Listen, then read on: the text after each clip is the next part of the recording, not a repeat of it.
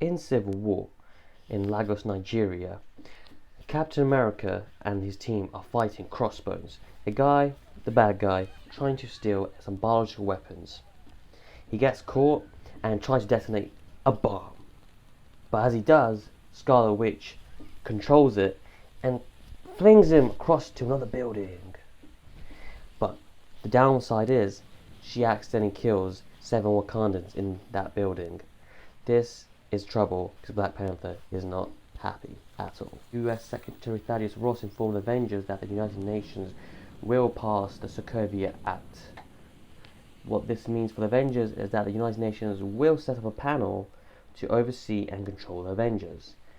That means that they will lose some control. But wait, who is the UN? Well, if you want in the know, the UN is an intergovernmental organization that tries to keep world peace around the world.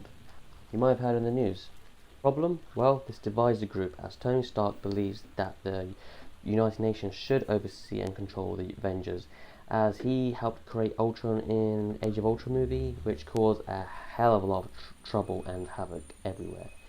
And if they have these checks and balances, it will mean that they may be able to prevent havoc around the world. Rodgers does not, on the other hand, believe that they should be controlled by the United Nations panel. Why? Because he thinks that they should be able to control with their own judgment. From Captain America's eyes, he may see multilateralism as a threat because the cooperation inherently requires a certain amount of compromise and a certain amount of sacrifice.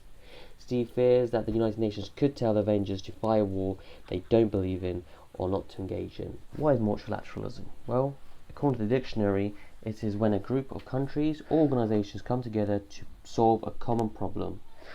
So, in the real world, let's just say, for example, the Paris Climate Agreement, loads of countries came around together to solve the common problem of global warming, where they reduced emissions of gas every year.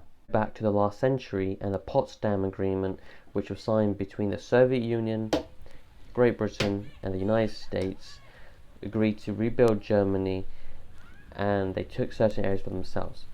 So, East Germany was taken by Soviet Union, United Kingdom and America took the West Germany.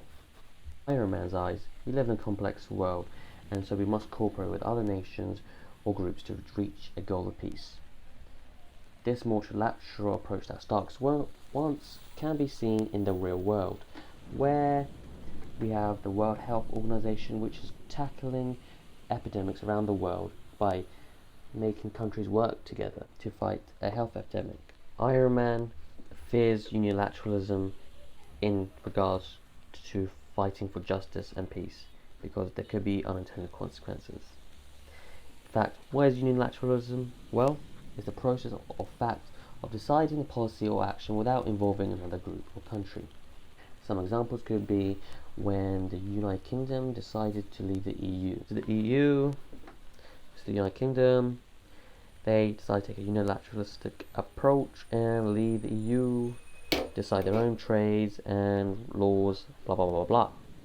The dilemma is that if a group like the Avengers has no checks or balances and is not overseen by a panel like the United Nations, then they could abuse power, as Two-Face once said in The Dark Knight, you either die a hero or live long enough to see yourself become the villain. That could be a moral dilemma. Iron Man can be seen as a metaphor for multilateralism, and Captain America can represent unilateralism. This is the dilemma of conflict in civil war, which leads them to fighting and fighting and fighting a lot. In the end though, no one really wins, although that is up for debate, but it could represent that there is not one way of thinking and that both can coexist in this world. Tell me, do you bleed?